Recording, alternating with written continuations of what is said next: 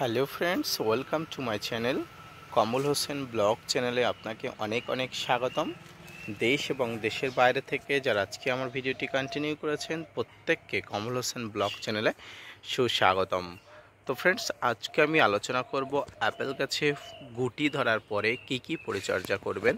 হ্যাঁ ফ্রেন্ডস, আপনি যদি ছাদ বাগানি হয়ে থাকেন এবং আপনার ছাদে যদি একটি অ্যাপেল গাছ থেকে থাকে এবং সেই অ্যাপেল গাছে যদি গুটি এসে থাকে এবং সেই গুটি সেট হয়ে যাওয়ার পরে কি পরিচর্যা করবেন তার বিষয় নিয়ে আজকে আলোচনা করব। তো আপনারা দেখছেন আপনাদের প্রিয় ইউটিউব চ্যানেল কমল হোসেন ব্লগ। তো ফ্রেন্ডস, ছাদ বাগানে অ্যাপেল একটা ইন্টারেস্টিং একটা বিষয়। আমরা প্রত্যেকে চাই আমাদের ছাদ বাগানেও অ্যাপেল হয়ে থাকুক।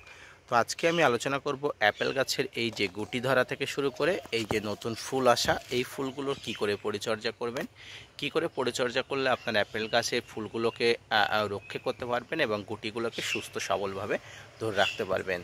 তো সর্বপ্রথম আপনাদের একটা কথা বলবো, সেটি হচ্ছে অ্যাপেল গাছ একটি শীত প্রধান অঞ্চলের ফল।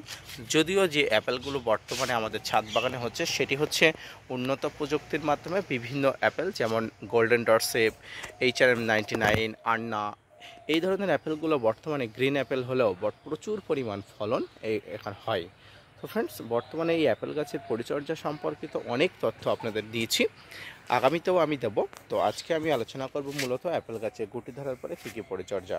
ফ্রেন্ডস, এই সময় অ্যাপেল গাছে প্রচুর ফুল আসছে, অর্থাৎ গ্রীষ্মকালীন অ্যাপেল গাছে প্রচুর ফুল আসছে।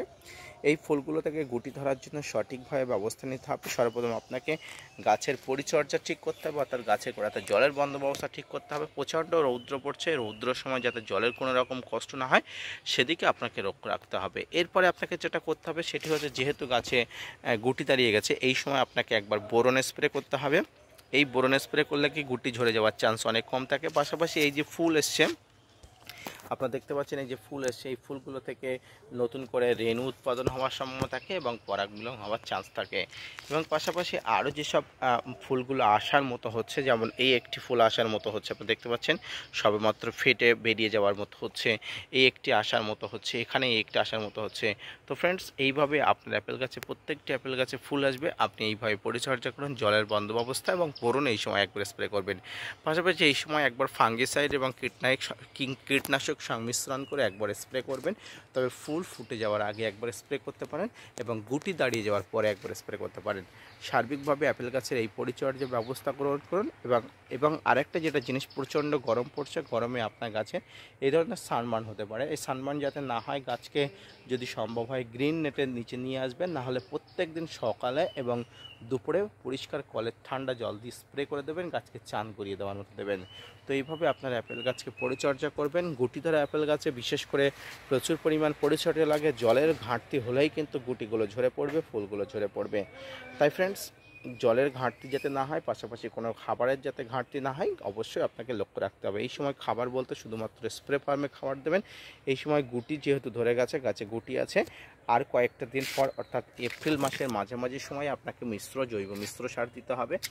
যদিও আমি 1 মাস আগে জৈব সার দিয়ে দিয়েছিলাম, আপনারা দেখুন এই গোড়াতে দেখলেই বুঝতে পারবেন, এখানে নিমখোল, শিংকুচি, হাড়গুঁড়ো, ভার্মি কম্পোস্ট, গোবর সার সব কিছু একসঙ্গে সংমিশ্রণ আছে। তাই এই মুহূর্তে আমার গাছের গোড়াতে আর খাবার দেওয়ার কোনো প্রয়োজনীয়তা নেই। তো সামগ্রিকভাবে আপেল গাছের পরিচর্যা সংক্রান্ত আজকের এই ভিডিওটি কেমন লাগলো অবশ্যই লাইক, কমেন্ট, শেয়ার এবং সাবস্ক্রাইব করে জানাবেন। পাশাপাশি gardener tips with Kamal YouTube চ্যানেলকে সাপোর্ট করবেন। আপনাদের জন্য প্রতিনিয়ত তথ্য নিয়ে ভিডিও বানায়। আপনারা যদি মোটিভেট করেন ভিডিও বানাতে আগ্রহী এবং নতুন নতুন ভিডিও বানাতে উৎসাহী। দেখা হচ্ছে পরবর্তী কোনো ভিডিও নিয়ে, ততক্ষণ সঙ্গে থাকবেন। ধন্যবাদ।